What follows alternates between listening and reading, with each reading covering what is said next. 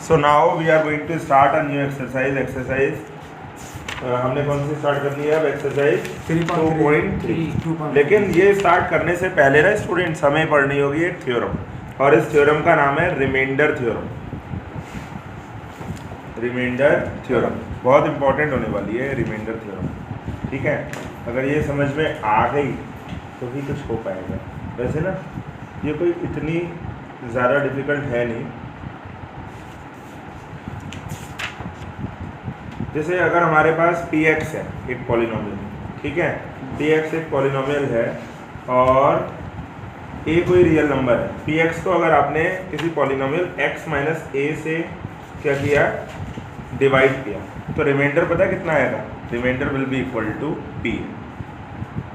सुनने में थोड़ा अजीब साउंड कर रहा है ना, डिफिकल्ट सा लग रहा होगा कि हमारे पास एक पॉलिनोमियल है px, उसे आपने x माइनस a से डिवाइड किया, तो रिमाइंडर कितना आएगा? p है। फॉर एग्जांपल एक एग्जांपल देता हूँ, थोड़ा सा आसान हो जाएगा उससे। जैसे कि अगर हमारे पास कोई भी फंक्शन है, कोई पॉलिनोमियल है x cube minus 3x square plus 4x, ठीक है, और इसको हम डिवाइड कर रहे हैं x माइनस 3 से, तो इसका रिमाइंडर पता है कितना आना चाहिए? रिमाइंडर आपसे पूछ ले कि find the remainder when this fx is divided by x minus 3। आप इस fx को x माइनस 3 से डिवाइड करते हो तो आपका रिमाइंडर कितना आएगा? तो आपका रिमाइंडर आएगा that will be equal to f3। x की यहाँ पर 3 रख दो, जितनी भी वैल्यू आएगी वो आपका रिमाइंडर होता है। Is it clear?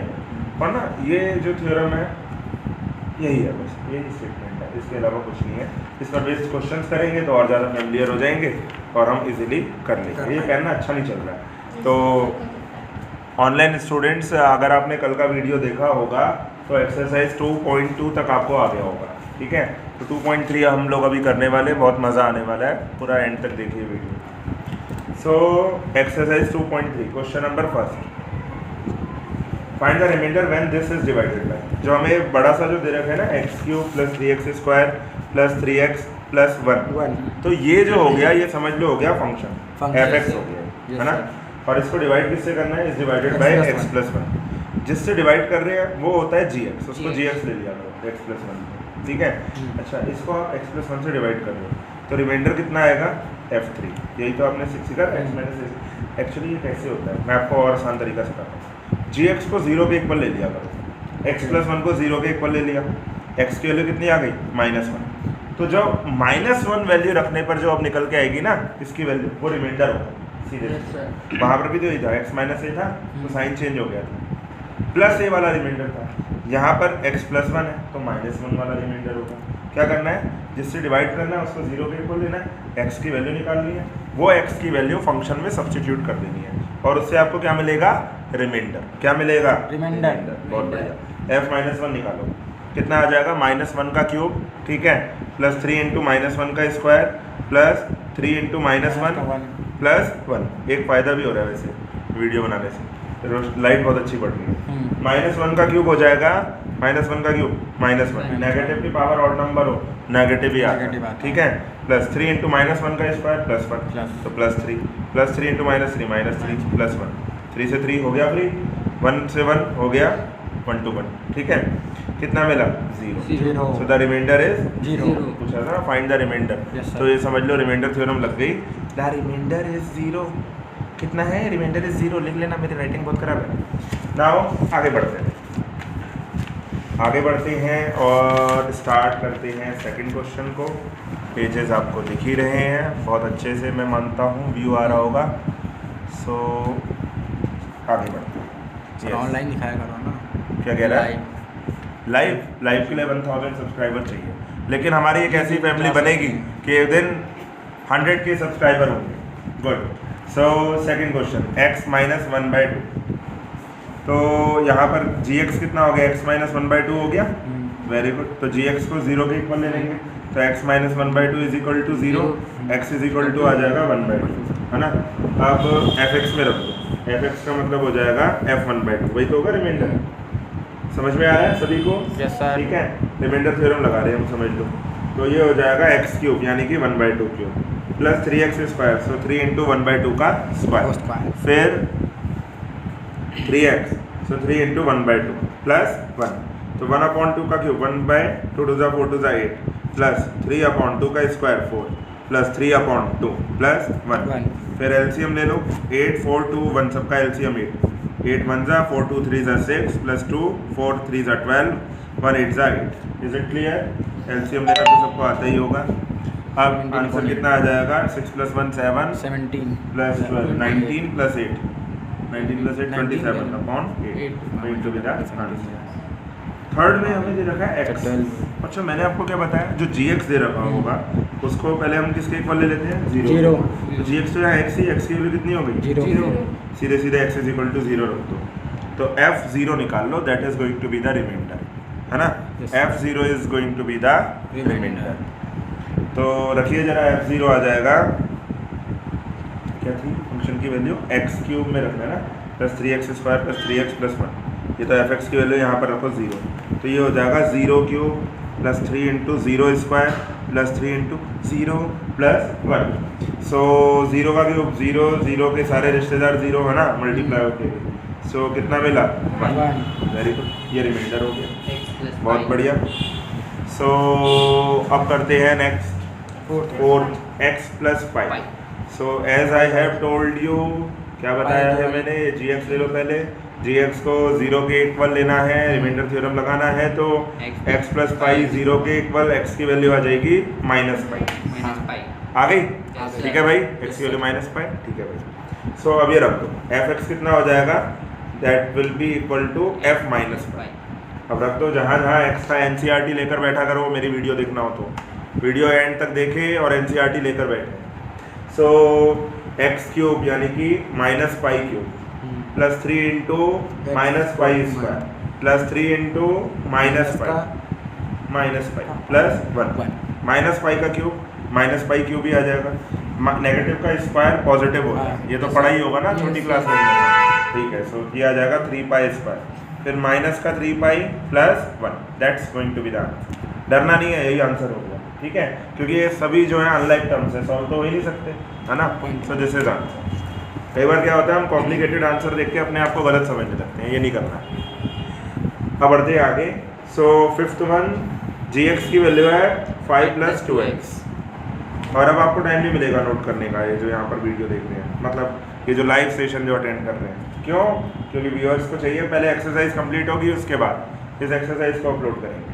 So gx = 5 + 2x, gx = 0, 5 + 2x = 0, plus का 5 इधर शिफ्ट होगा, माइनस का 5, x की वैल्यू कितनी आ जाएगी? -5/2। अब रख दो fx में, यानी कि f -5/2, ठीक है। कितना आ जाएगा? x³ यानी कि माइनस का 5/2 क्यूब, फिर प्लस 3x²।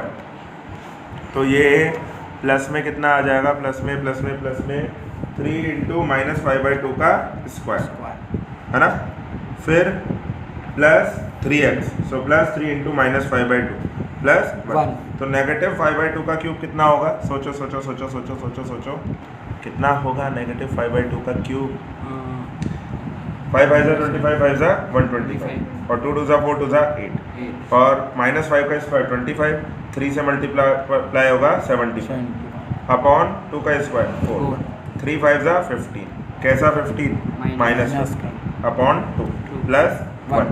अब एक काम करो, सबका एलसीएम लो, कितना आ गया एलसीएम? 8।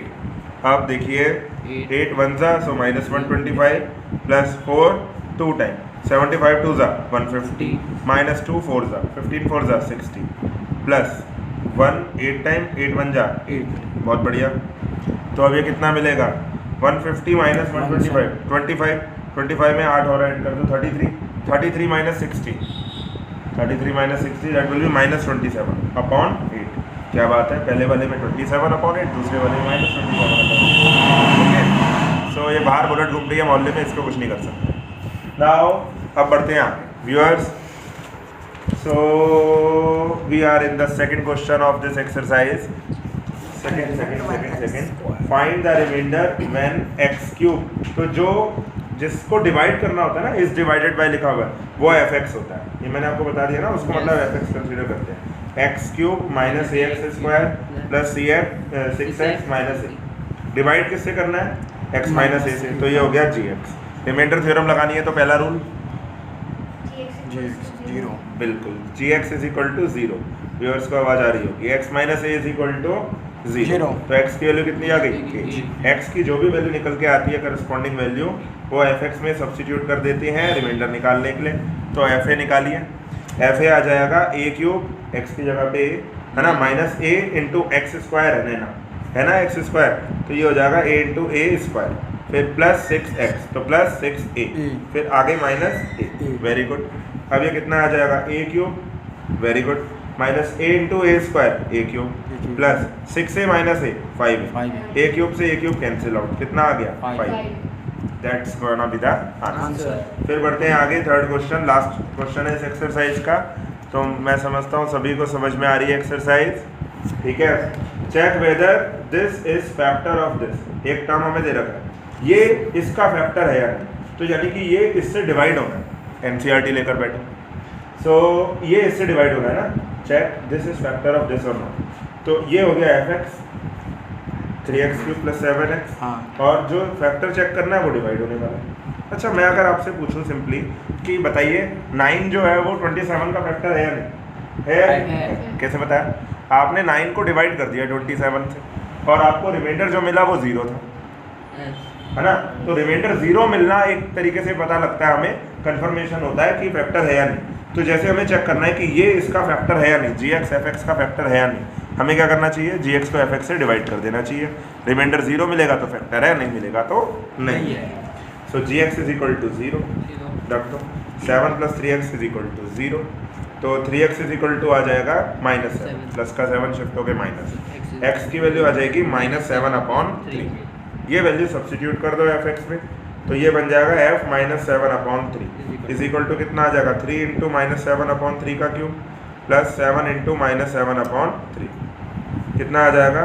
7 का क्यूब होता है 343, ठीक है, माइनस का ही आएगा, और 3 का क्यूब करना है, और एक 3 और है मल्टीप्लाई में, तो अपॉन में 3 का स्क्वायर आ जाएगा, 3 स्क्वायर इज 9, फिर माइनस का 7 7 जा 49/3।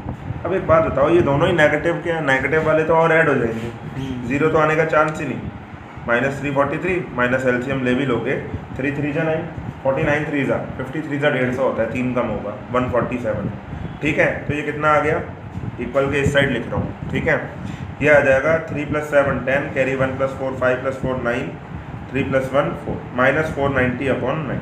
सो नॉट इक्वल टू 0 ना, रिमाइंडर 0 आया? नहीं आया। तो क्या जी एक्स फैक्टर है एफ एक्स का? नहीं। तो g x is not a factor of f x, है ना, क्योंकि अगर ये फैक्टर होता तो रिमाइंडर कितना आता? 0।